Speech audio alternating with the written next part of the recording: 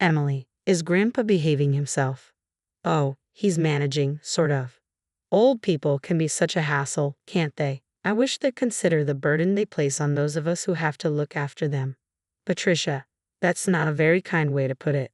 It's okay, he's already deteriorating quite a bit. I can deal with the fussiness of the elderly, but you're more accustomed to it, so you'll manage.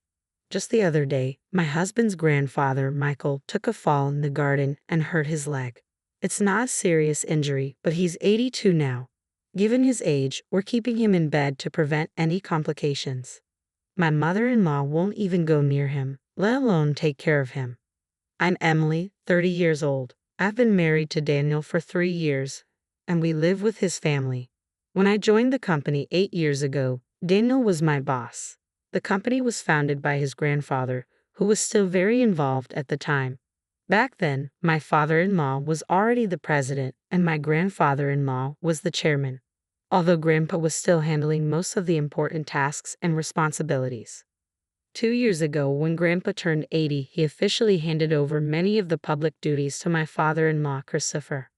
Michael, you've worked hard all these years. It's time for you to step back and let Christopher handle the company matters, my mother-in-law said with a smile, though it felt to me like her words were tinged with sarcasm. Grandpa was a bit stubborn but was fair and kind, with a great reputation. In contrast, my father-in-law seemed somewhat immature and unreliable. He often just went along with whatever my mother-in-law said. I never met my grandmother-in-law, as she had already passed away. Daniel and I started dating 3 years after I joined the company, while we were both on the product planning team. Daniel, who was leading the team with a lot of energy, seemed dependable to me, though a bit self-righteous. Perhaps my perspective was colored by the fact that I lost my father early and was raised only by my mother. My mother passed away 2 years ago from an illness. When she fell ill, I left my job to care for her. I was fortunate that my husband's family didn't object, likely due to Grandpa's supportive comment. It's only natural to care for the mother who raised you alone. Don't worry and take good care of her. Thanks to his support, I could be by my mother's side every day for a year without financial concerns until she passed. Although my mother-in-law seemed a bit dissatisfied, I was genuinely grateful. Since Grandpa passed over the company responsibilities to my father-in-law, I've noticed a change. People seem to be less attentive to my father-in-law's opinions, and I can't shake the feeling that they're treating him with less respect. At first, I thought it was just my imagination, but seeing my mother-in-law and husband's behavior, I can't help but feel that way. My father-in-law seems indifferent, almost as if he's ignoring Grandpa now that he's retired. Watching how my in-laws act, I feel a surge of anger. Hey Patricia, don't you think your attitude towards Grandpa is a bit cold? And yours too. So what if it is? Grandpa tries to engage with you, and you barely respond. You don't even make an effort to help him. Like I have time to deal with elderly people. You're the one with more free time. You can take care of him. You don't need to speak like that. Quiet. I'm exhausted from work. I don't want to hear complaints about unnecessary things. This is how it is. No matter what I say, they won't listen. Grandpa doesn't speak up about it, so now I'm the only one who talks to him at home. Grandpa, the weather is lovely today. How about we take a short walk outside? Your leg seems to be healing well, and it might help with your rehabilitation. Thank you. Let's go out for a bit then. We went to the park, where several families were enjoying the day. Grandpa looked at the scene with a sense of joy. Christopher and Daniel were always so full of life back then, Grandpa. Being busy with work, I couldn't always be there for them. Perhaps that's why I didn't raise Christopher and Daniel as well as I could have, Grandpa said, his voice tinged with sadness as if speaking to himself. Christopher is my father-in-law, and Daniel is my husband. I wish I could find a way for everyone to be kinder to Grandpa, but nothing seems to come to mind. Then my in-laws suggested building a house specifically for him. This house is over 50 years old, right? The layout isn't very practical, and it's hard to use. Instead of spending money on repairs, it might be better to build a new house in a more convenient location. A new house. Michael is getting older, and it's fortunate he only had a minor injury this time. But we never know what might happen, so it's better to make the new house barrier-free to avoid any difficulties if he needs care in the future. I understand. We could even place Michael's room in the center of the house so everyone can access it easily. Yeah, that's a good idea. All right, it's settled then. Michael, about the cost. If it's for all of us, I'll cover it. Just talk to Mr. Jones about the financial details.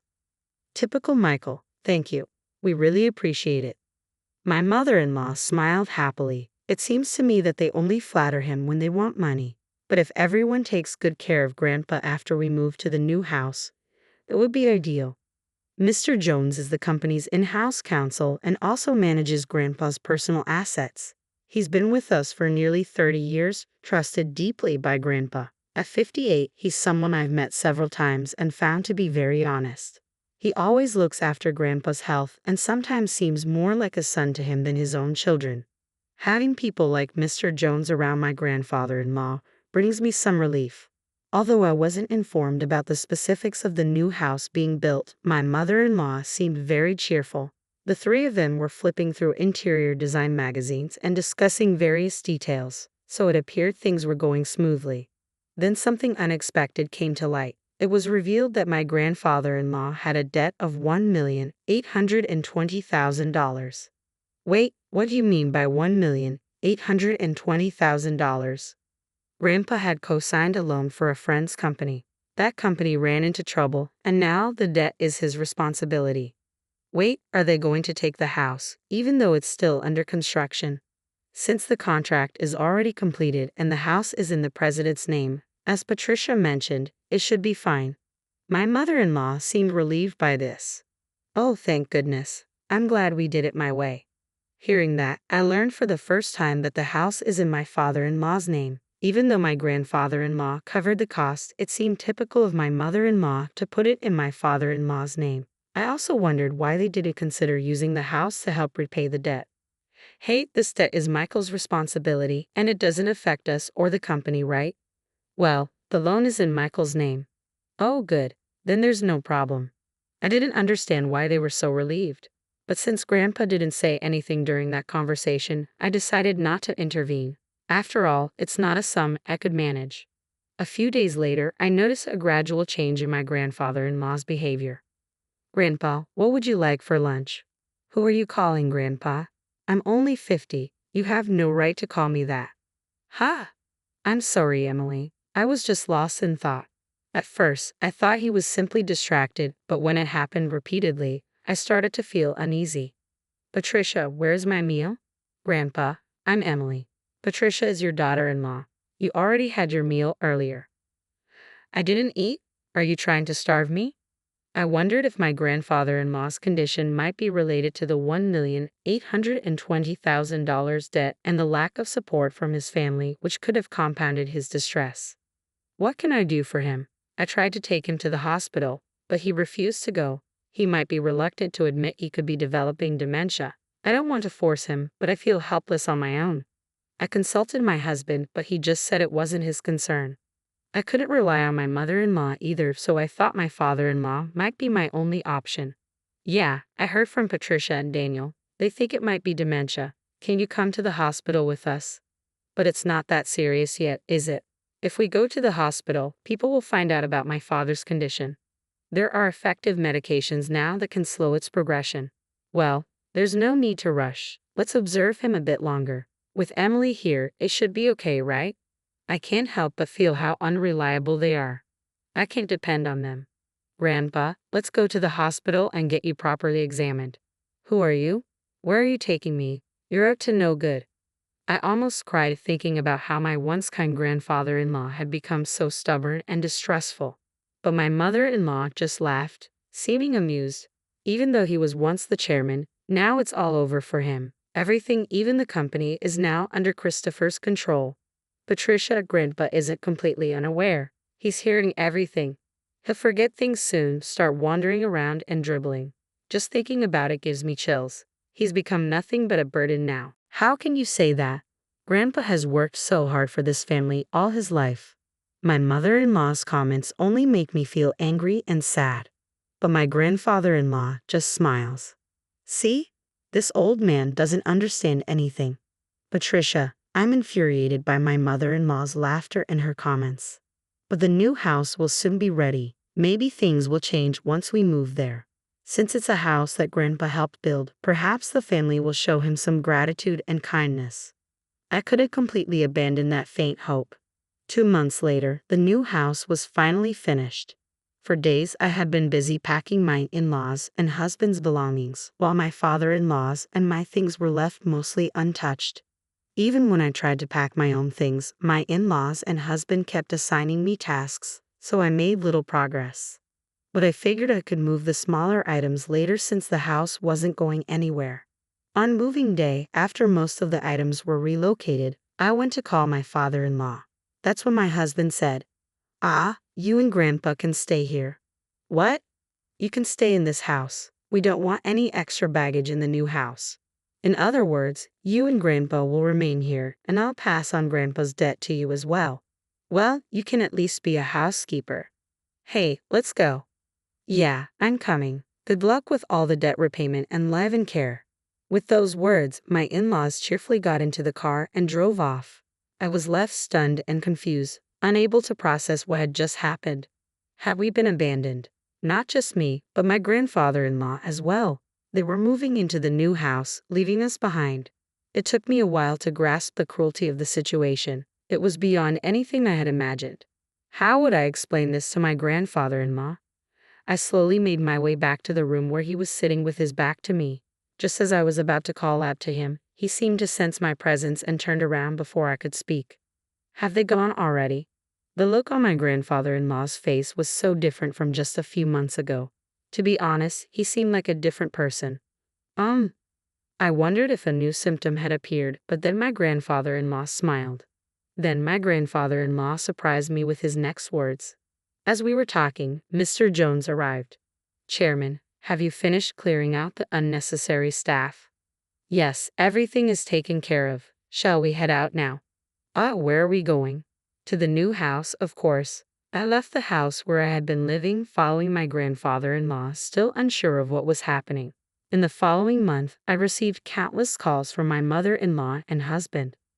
My grandfather-in-law said he wouldn't deal with them anymore, but I answered my husband's call because of the divorce. "Hey Emily, is Grandpa with you? When I went to the old house, it was up for sale. It's not worth $1,820,000, so you won't be able to repay the debt. Is that why you did this?" "What are you talking about?" "Put Grandpa on the line. Dad said he can't be reached. That forgetful old man has done something outrageous." I had a good idea of what he meant, but I wanted to hear what my husband had to say. Grandpa sold the company's stocks to the executive director. As a result, the executive director became the largest shareholder, and a shareholders' meeting was held where Dad was dismissed as president. But the executive director is well liked. Maybe Grandpa thought he was a better choice for running the company. The executive director must have tricked the old man into selling the stocks. This is invalid. You seem to be misunderstanding things. Grandpa doesn't have dementia. If anything, he seems more lucid than before. What? Up until moving day, I had genuinely believed my grandfather-in-law had dementia. It turns out he had been suspicious from the moment my mother-in-law proposed building a new house. So, he devised a plan. He pretended to have dementia to observe how my in-laws and husband would behave. As expected, their true colors were revealed one by one. In the end, they abandoned both my grandfather-in-law and me. I struggled to keep from laughing as everything unfolded exactly as I had hoped. My grandfather-in-law said. I was surprised, relieved, and a little conflicted. "To deceive the enemy, you must first deceive your allies," he chuckled. He seemed to have been receiving regular updates on the company from both the executive director and Mr. Jones. With my grandfather-in-law gone, my father-in-law and husband did as they pleased, acting self-righteous, completely disregarding employee opinions, and hosting lavish events at the company's expense. My grandfather-in-law had handed over the company to my father-in-law, but worried about the future, he made sure to take precautionary measures. Ultimately, he decided he couldn't trust it to his son and chose to leave it in the hands of the executive director. What about the $1,820,000 debt? That's been taken care of. Although my grandfather-in-law had guaranteed a friend's debt, he also had personal assets that exceeded the amount. After stepping away from the company, he had invested in real estate and made a significant profit, so the debt was easily covered. I only mentioned the debt to avoid drawing attention to his other assets, which would have likely led to my mother-in-law and husband targeting them. The friend in question was the son of a benefactor who had helped my father-in-law in his youth. Additionally, the land owned by the friend in the countryside was set to be developed into a resort, which allowed him to sell it at a high price, eliminating the need to worry about the debt. You're kidding. But more importantly, are you guys okay? We're not okay. Both my father and I were ousted from the company. What are we supposed to do now? Well, there's also the mortgage on the house. What? What do you mean, the mortgage on the house? Haven't you realized it yet? The house money should have been fully paid by Grandpa. Maybe you don't remember what Grandpa said at the time. When my mother-in-law discussed the house with my grandfather-in-law, he had set a condition: if it was a house where everyone, including me, would live. In other words, if that wasn't the case, he wouldn't cover the cost. Even though the house was in my father-in-law's name, Grandpa's intention was to pay for it only if the whole family lived there together.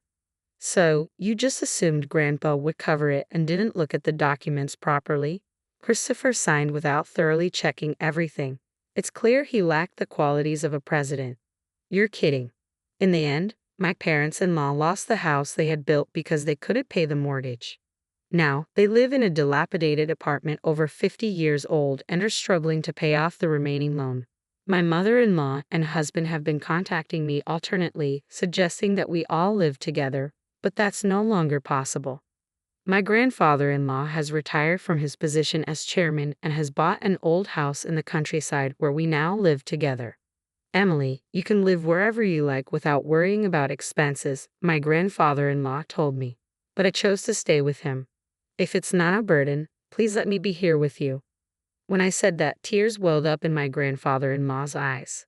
Thanks to Mr. Jones, the divorce was finalized and the necessary procedures were completed to exclude my former father-in-law and former husband from inheritance. I was adopted by my grandfather-in-law. If anything happens to my grandfather-in-law, who has become like a father to me, I intend to care for him until the end. Now, the two of us enjoy working in the fields together. Dad, look at this radish. It's huge. Under the warm sunlight, we share these simple, precious moments. I wish for these days to continue, even just one day longer.